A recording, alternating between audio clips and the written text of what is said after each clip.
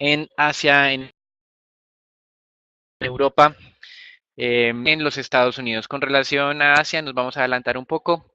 Este indicador mostró un retroceso y se ubicó en mínimos de los últimos 4 meses. Para para el Japón como tal, también hubo una moderación en este indicador de servicios mínimos de los últimos 17 meses. Es decir, estamos empezando a acumular algo de crecimiento de los PMI, no solamente para temas de manufactura, como lo veíamos ayer en Europa, sino también para sector servicios en varios países de Asia. Con relación a la Unión Europea, hoy se publicó la medición inicial de inflación correspondiente al mes de marzo, la cual pues, no se incrementó como el mercado había anticipado en su versión núcleo, se mantuvo en el 1%. En cierta medida le da rango de espera al Banco Central Europeo para hacer algún tipo de espera con relación a sus compras de bonos, las que viene implementando desde hace ya un par de trimestres. Con relación a los Estados Unidos, hoy acaba de ser conocido el dato de generación de empleo privado, superando nuevamente las expectativas de mercado, 241.000 puestos de trabajo frente a una expectativa de 210.000. Más adelante en la mañana tendremos, como mencionábamos, indicadores del sector servicios por parte del PMI, pero tal vez más relevante es el ISM no manufacturero que también se la va a conocer hacia las 9 de la mañana. Indicadores de órdenes de fábricas y de órdenes de bienes durables también en los Estados Unidos tendrán hacia las 9 de la mañana y 9:30, como es normal, la expectativa de lo que es la cifra de inventarios de petróleo, que anticipamos un poco el dato del día de ayer del Instituto Americano correspondiente a la semana terminada el 30 de marzo, la misma medición del Departamento de Energía de Estados Unidos mostró no un incremento, ni siquiera estabilidad, sino un retroceso, y eso en cierta medida le había dado algo de impulso el día de ayer en las horas de final de tarde. Sin embargo, hoy, como veremos más adelante, nuevos factores de tensiones están generando desplome en los activos riesgosos. Con relación a miembros de la Reserva Federal, declaraciones de James Bullard, presidente de la Reserva de San Luis, y de Loretta Mester, presidenta de la Reserva de Cleveland. Y en América Latina solo quedaría pendiente la publicación del PMI de servicios para Brasil como tal. Con relación a lo de Asia, ya puntualicemos, la conclusión es que el sector servicios se ha venido desacelerando y en Japón, de todas maneras, a pesar de esas desaceleraciones que hemos registrado, un indicador o un estudio publicado por el Banco Central con relación a lo que se conoce técnicamente como brecha de producto. Esto simplemente es comparación del nivel de producción frente a su capacidad de producción. En Japón ya llevan 5 trimestres consecutivos en los que su nivel de producción está superando un normal uso de esa capacidad instalada. Sin embargo, a pesar de que están sobreutilizando la capacidad, no se ha identificado aún brotes inflacionarios consistentes. Por lo tanto, como veamos las declaraciones del director del Banco Central de Japón, estaban alineadas con la idea de mantener la política monetaria inalterada y ni siquiera considerar posibles cambios hacia futuro. Con relación a los Estados Unidos, tal vez lo más relevante del día de hoy, la explicación por la cual nuevamente los futuros están en terreno negativo, muy negativo, tiene que ver con la imposición ya de la lista o la revelación de la lista de los 1.300 productos chinos que tendrán arancel del 25%. Hay un periodo de consultas de 60 días donde los consumidores y los interesados pueden dar sus comentarios y la administración Trump realizará sus ajustes. Recuerden que estos aranceles buscan recaudar cerca de 50 billones de dólares y ayudar pues, a reducir ese desbalance comercial que tienen los Estados Unidos con China. Sin embargo, como ya lo hemos referenciado, las autoridades y los funcionarios del gobierno chino habían advertido que si Estados Unidos implementaba esto, ellos iban a responder. Así lo hicieron en horas de esta madrugada, teniendo como objetivo también un arancel del 25% sobre 106 productos estadounidenses, entre los que están la soya, tal vez el más sensible actualmente, los vehículos y los licores como los más destacados. Los productos entonces que van a estar siendo objeto del análisis en los siguientes 60 días en los Estados Unidos son básicamente de alta tecnología, pero la administración Trump decidió que para no impactar al consumidor en los Estados Unidos iba a evitar aranceles sobre la telefonía celular y los computadores portátiles ensamblados en China. Iba a enfocarse sobre todo en temas de pantallas planas, autopartes de vehículos, maquinaria, semiconductores y otros insumos para componentes electrónicos. Esto en cierta medida lo entendemos como el segundo round de las decisiones proteccionistas de índole comercial. Recuerden que primero los lideró Estados Unidos con la imposición de aranceles del 25% al acero y al aluminio, que inicialmente eran generalizadas, pero luego quedó muy concentrada en algunos países, sobre todo el tema de China. China respondió a esos aranceles del acero con aranceles a carne de cerdo congelada y otros tantos, que eso era lo que había generado algo de presiones bajistas el día lunes de esta semana. Pero ante este nuevo anuncio, China también amplió entonces su espectro de productos objetivos y vamos a esperar cuándo entonces se van a imponer de manera definitiva estos cobros tributarios.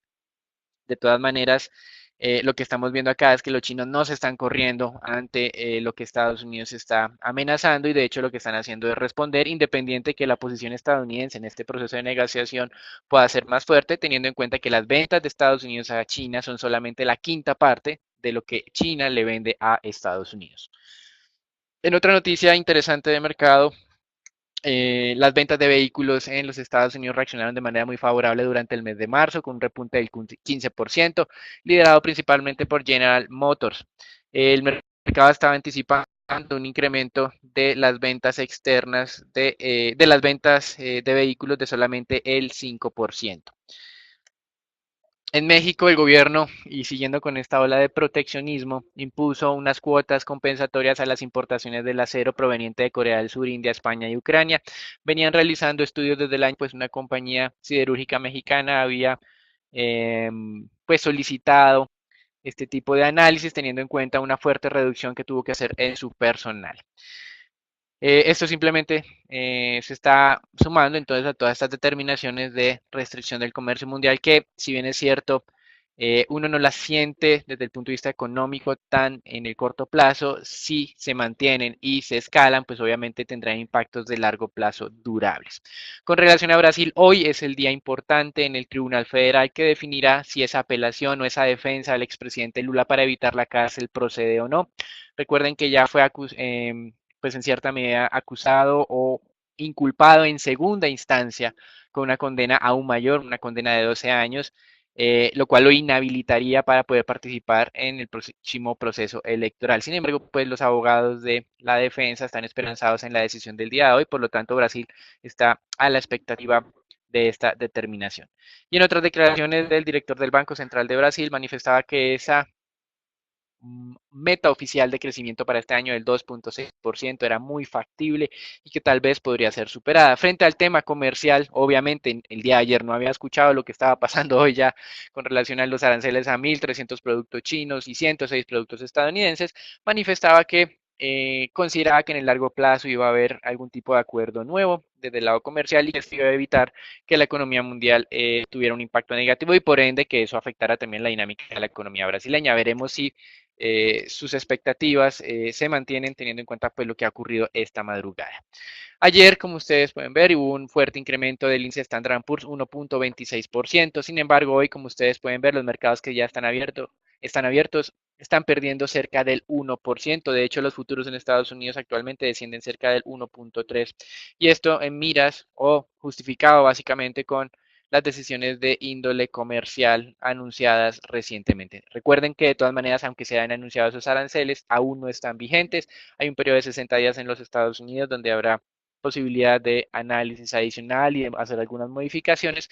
Y también pues quedaremos pendiente de la respuesta china a esos aranceles. De todas maneras, recuerden que este proceso de negociación parece que va a ser, digamos, un poco controversial, un poco duro y tendrá impacto sin duda en los mercados accionarios. El día de ayer, dos noticias nos llamaron la atención: el debut de Spotify en los Estados Unidos con una valorización cercana al 26% frente a un precio de referencia estimado de $132.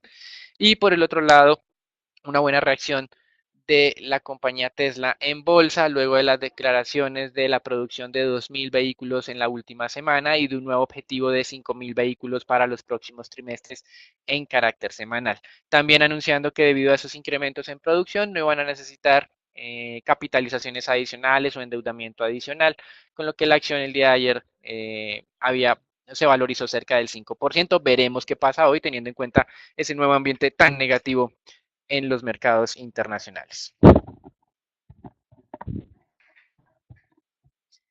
Los futuros del Standard Poor's, aunque culminaban el día de ayer con un tono aparentemente positivo, ya lo que estamos viendo a la apertura de hoy, pues ya lo que llevamos es que continúan en medio de esta tendencia positiva luego de que se conocieran la lista entonces de los aranceles que serán impuestos tanto por China como por Estados Unidos.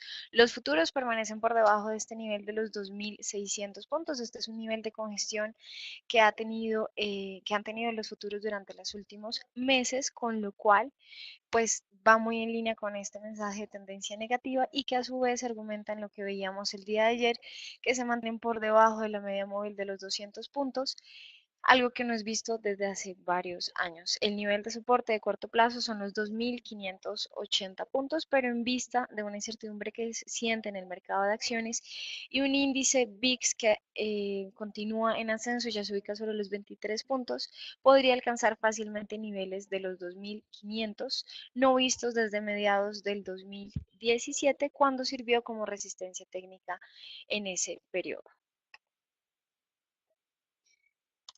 Ya pasando en lo relacionado con el mercado de divisas, lo que estamos viendo en las monedas fuertes del G10 es que casi todas le ganan al dólar. Sobresale el avance del yen japonés, con un avance y una valorización del 0.34% y del euro del 0.23%.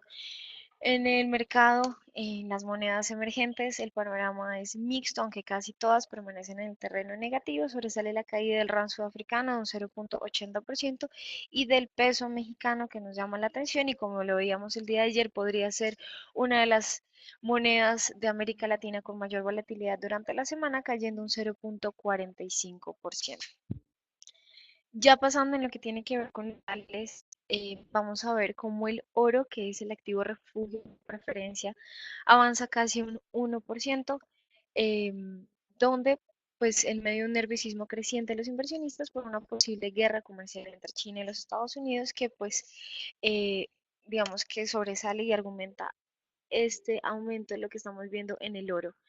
Vemos una tendencia positiva que fue anunciada desde el día de ayer, con lo cual ya un avance de más del 1% lo acerca a niveles que veíamos para el 27 de marzo, niveles máximos sobre los 1.355 dólares por onza.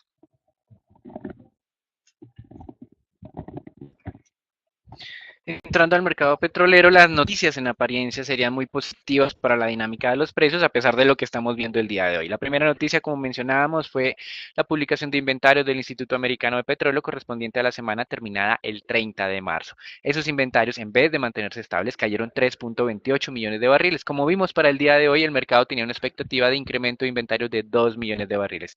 Es decir, que eh, digamos, en cierta medida esta noticia estaría pasando desapercibida actualmente por todas esas tensiones de carácter comercial que podrían afectar el crecimiento mundial de largo plazo. Con relación a la OPEP, la organización anunció que su producción del primer trimestre había caído cerca de 113.000 barriles frente al primer trimestre del 2017. Esto obviamente, en nuestro entender, se debe básicamente a un pobre desempeño de la producción en Venezuela y no tanto a un incremento en el cumplimiento de los recortes de producción de los otros países miembros de la organización. En términos brutos, la producción de la organización fue de 32.27 millones de barriles día durante el primer trimestre de este año. Rusia el día de ayer respaldó la idea de crear un grupo conjunto entre la OPEP y países no miembros de la OPEP que son importantes productores, pero en este momento ese grupo de países no miembros de la OPEP, importantes productores de petróleo, está conformado por un único país, es decir, Rusia. Y como manifestábamos el día de ayer, pues había sorprendido de mala manera al mercado el hecho de que la producción de marzo de Rusia se hubiera ubicado en máximos de los últimos 11 meses, incumpliendo un poco en cerca de 20.000 barriles día su meta de producción con base en el acuerdo vigente con Arabia Saudita y otros países. Previo al reporte oficial de inventarios que será conocido a las 9:30 de la mañana, lo que estamos viendo desde la parte técnica es un cambio de tendencia.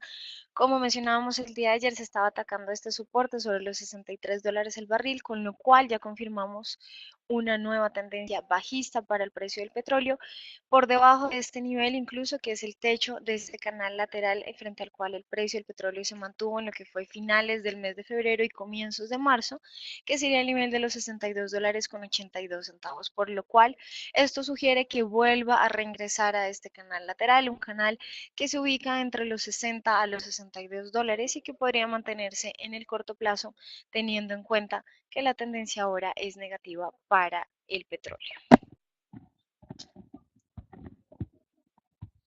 En renta fija y ante el retorno de las tensiones en los mercados internacionales, obviamente, pues hay una valorización que estamos viendo cercana a unos 2 puntos básicos para los tesoros a 10 años en los Estados Unidos. De todas maneras, el mensaje de las últimas semanas sigue siendo el mismo.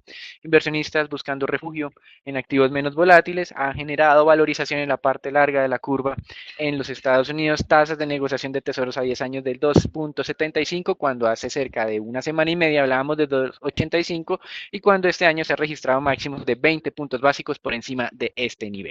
Entre los anuncios interesantes, se ha dado a conocer que el próximo vicepresidente de la Reserva Federal ya no será el presidente actual de la Reserva de San Francisco, John Williams. John Williams fue designado entonces para asumir la cabeza de la importante Reserva Federal de Nueva York, que es a través de la cual se canalizan todas las operaciones de mercado de esta entidad, es decir, todo este proceso de compra de títulos que estuvo realizando durante los últimos años la Reserva Federal se hizo a través de la Reserva Federal de Nueva York, y ahora todo este proceso de ir dejando reducir el tamaño del portafolio también se está dejando o también se está realizando a través de esta entidad. Hasta aquí el reporte internacional. Recuerden, hoy nuevamente un día de alta tensión, indicador VIX actualmente sumando los 23 unidades, simplemente de referencia para tener mucha cautela. Damos inicio al informe Colombia, donde tenemos esta ocasión, y como es regular una vez al mes, el flujo de inversiones en acciones. Sin embargo, antes de eso, queremos destacar la cifra del día de ayer de exportaciones de Colombia, incumpliendo las previsiones de mercado: 2.94 billones de dólares de ventas externas durante el mes de febrero, ubicándose cerca de 200 millones de dólares por debajo de lo que el mercado estaba anticipando. Y de hecho, frente al mes de enero, la caída es aún más fuerte, porque en enero habían sido de 3.19 billones de dólares. Esto se da a pesar de que los precios del petróleo se han mantenido relativamente altos durante todo este año. De hecho, cuando uno hace la discriminación de exportaciones en Colombia, llegamos a la conclusión de siempre, muy dependientes de commodities, de esos 2.940 millones de dólares exportados, 977, es decir, la tercera parte casi, son exportaciones petroleras, y 536 millones, es decir, la sexta parte, un poco más de la sexta parte, son exportaciones de carbón. Si yo sumo estos dos, tengo más de la mitad en exportaciones de commodities, sin sumar lo que es tradicional en Colombia, como el café, las flores, el banano, es decir, una oferta exportable característica de un país subdesarrollado. Con relación a los mercados de capitales, durante la semana pasada estaba generando, digamos, mucha especulación, un proyecto de reforma a lo que sería la gestión de portafolios del FOMPET. Recuerde, este Fondo de Pensiones Territoriales gestiona recursos por cerca de 50 billones de pesos. Lo que quiere hacer el gobierno a través del Ministerio de Hacienda es que estos portafolios se parezcan más a la conformación que tienen los portafolios de fondos de pensiones privados para los perfiles conservadores, donde tienen hasta un 20% de posibilidad de inversión en activos de renta variable. Estos activos de renta variable son fondos de capital privado, máximo 5%, ETF extranjeros en renta variable, máximo 5%, ETF locales como el iColCap o el HColCel, máximo 5%, y acciones puntuales de alta y media bursatilidad del mercado colombiano hasta 5%. Cualquier regla de tres le indica acá entonces a uno que en acciones locales podrían adquirir a través de ETF o de acciones específicas hasta un 10%, es decir, 5 billones de pesos, lo cual es un monto extremadamente alto. El que tengan este nivel máximo de posibilidad de compra no quiere decir que lo vayan a hacer, esa es la primera observación. Segundo, está pendiente de que en noviembre de este año se realice la licitación para los gestores de esos fondos. Actualmente hay 5 consorcios que están realizando esta gestión, por lo tanto, solo hasta noviembre entraría en vigencia esta normatividad, y además, una vez licitado y asignado en noviembre, solamente hasta febrero del 2019, estamos hablando casi dentro de un año, es que los nuevos gestores o los gestores designados en ese momento van a tener en propiedad la gestión de estos portafolios.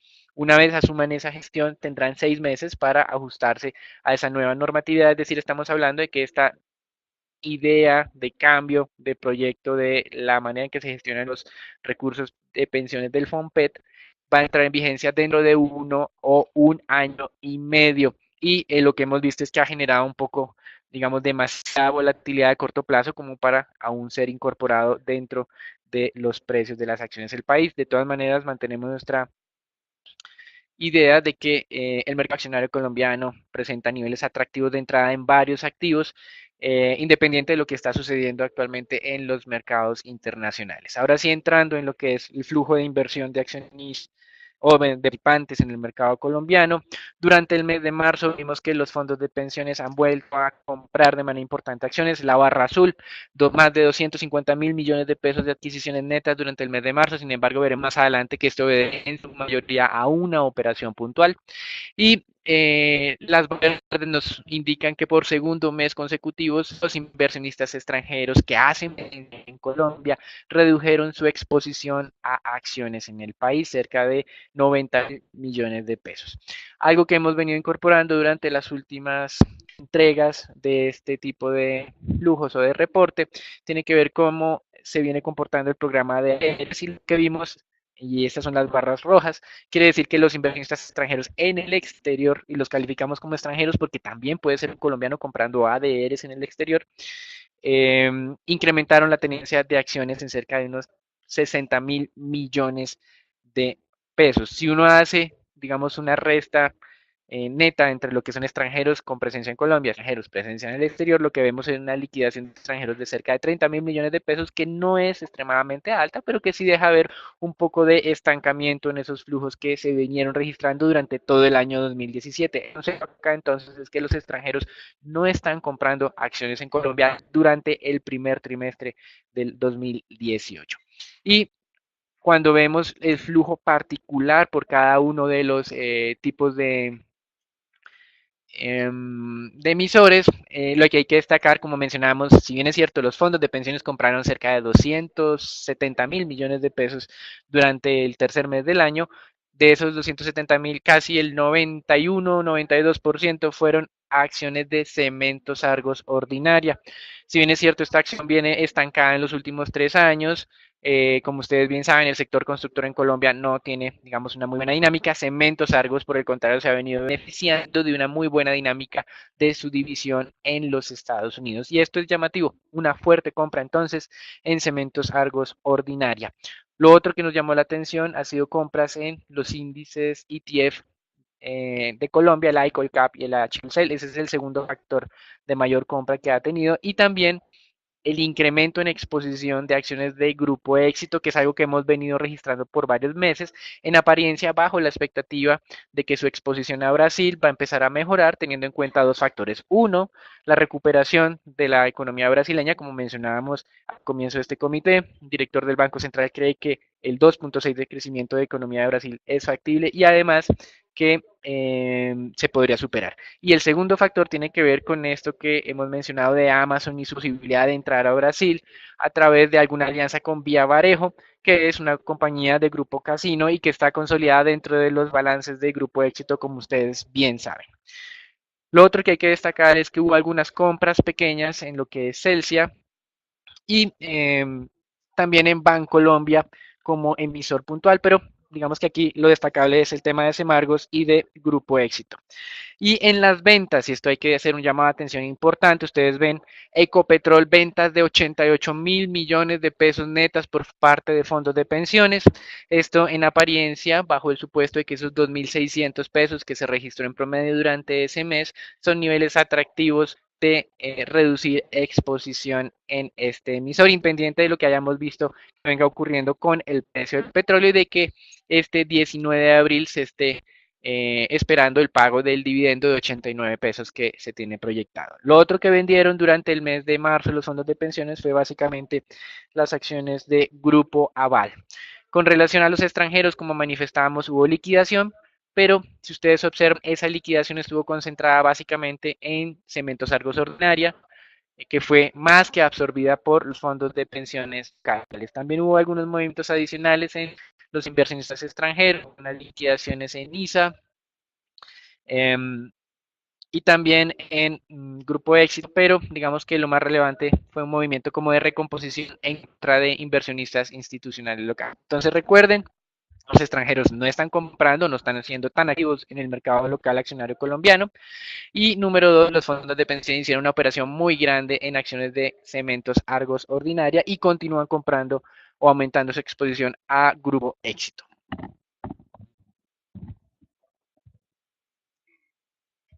El día de ayer se llevó a cabo la teleconferencia relacionada con los resultados del último trimestre y del año para el Grupo de Energía de Bogotá. Lo que vamos a ver es cómo el segmento de transmisión de energía aportó y tuvo una variación más que los otros segmentos. Sin embargo, pues esto no va a aportar en mayor medida a los ingresos totales, dado que el enfoque del Grupo de Energía de Bogotá, como bien saben, está en la distribución y comercialización de gas. Veríamos entonces que el transporte de gas cayó un 7,2% en los resultados anuales. Esto por una menor demanda térmica en Colombia durante el segundo semestre del año, pero los ingresos por distribución y comercialización de gas aumentaron un 14,2% por los resultados positivos que tuvieron las filiales de Contugas y Cálida para el grupo. La utilidad operacional del 2017 lo que vamos a ver es que tan solo aumentó un 2,1%, dado que la variación anual de los costos fue mucho mayor, pues no mucho, pero sí fue mayor que la variación anual que tuvieron los ingresos operacionales. Esto se ve reflejado a su vez en una caída del EBITDA del 0,5% del 2016 al 2017. La lectura de los resultados de manera general es positiva, dado que los ingresos siguen en aumento, incluso por encima de los registrados durante el 2016, que les recuerdo tienen una leve distorsión por lo que fue el fenómeno del niño durante este año, y el aumento en los costos pues no es alarmante aún y es producto de nuevos proyectos que fortalecen la perspectiva positiva para el emisor en el largo plazo. Con lo cual, el día de hoy estaremos compartiendo con ustedes ya el análisis más ampliado de lo que serían los resultados, pero por el momento la lectura es positiva para este emisor. Pasando con otras noticias corporativas ya relacionadas con éxito. El día de ayer, a través de Bloomberg, se dio a conocer un análisis referente a lo que son las ventas minoristas en Brasil y lo que fue su desempeño durante los primeros 3 meses del año. Aunque las ventas mensuales crecieron un 2% a marzo, la recuperación de la economía pues dicen que será de manera lenta y no podrá solamente recaer en lo que sería la inflación de alimentos y su retorno a niveles positivos. La inflación de alimentos estiman que se recupere para mediados del año, sin embargo, el dato de febrero mostró una caída afectando pues principalmente a los retailers que como dice Bloomberg serían enfocados en lo que sería el Grupo Pão de Azúcar y su competidor principal en Brasil, que es Cencosud. Con esto en mente, el panorama sigue siendo positivo frente a la recuperación de la economía en Brasil, pero será reflejado en mayor medida durante la segunda mitad del año, siendo la deflación de alimentos, que pues es lo que llevamos actualmente monitoreando muy de cerca en Brasil, el principal elemento que podría entonces darle recuperación y que podría afectar entonces los resultados financieros de Grupo Pau de Azúcar, que les recuerdo es filial principal de Grupo Éxito. Y pasando con el seguimiento de las noticias y actualización de Ecopetrol, ayer se llevó a cabo el debate del Senado sobre el derrame de petróleo en el Pozo Lizama. El presidente de la compañía afirmó que responderán por los daños causados y repararán las víctimas afectadas. No quiso dar la cifra puntual del gasto que llevan hasta el momento en la recuperación de la zona, pero aseguran que harán las compensaciones necesarias. Y la Procuraduría General de la Nación se unió a las demás autoridades que ya hemos analizado durante los últimos comités para pedir que la empresa responda por los daños y perjuicios. Y pasando con el análisis del índice Colcap, veíamos el día de ayer como nuestro indicador técnico marcaba un cambio de tendencia con ese nuevo ataque y consolidación por encima del nivel de los 1480 puntos, ya por fuera del canal bajista que veníamos analizando durante las últimas semanas. Sin embargo, el día de hoy les recomiendo cautela, dado que estamos viendo un mercado de acciones en Estados Unidos con retrocesos importantes y la incertidumbre que está embargando a los principales mercados globales. Por el momento, monitorear el nivel de los 1.500 puntos y si no, lo que sería el nivel de los 1.450 como el techo de este canal bajista. Pasando con el peso colombiano, veíamos una jornada de relativa calma, se mantuvo sobre ese nivel de los 2.780 pesos durante la jornada anterior, se mantiene la tendencia negativa tanto en el corto plazo como de manera estructural. Y les recuerdo que ya el siguiente soporte técnico para el peso colombiano estaría sobre los 2.750. Este es un nivel que no veíamos desde el 2015 y pues sería el nivel a monitorear tanto para el mercado intradiario como en el corto plazo. Y finalmente lo relacionado con los test del 2024, la jornada de ayer veíamos que cerraban cerca de ese nivel del 6,10, ya una apertura también al alza en términos de tasas, lo estaría acercando a esta primera banda del indicador, pero se mantiene la tendencia negativa, por lo cual cautela y recordar que el soporte técnico se ubica sobre el 6%. Aquí damos por finalizado el comité del día de hoy. Les recordamos conectarse todos los días por redes sociales. Feliz día para todos.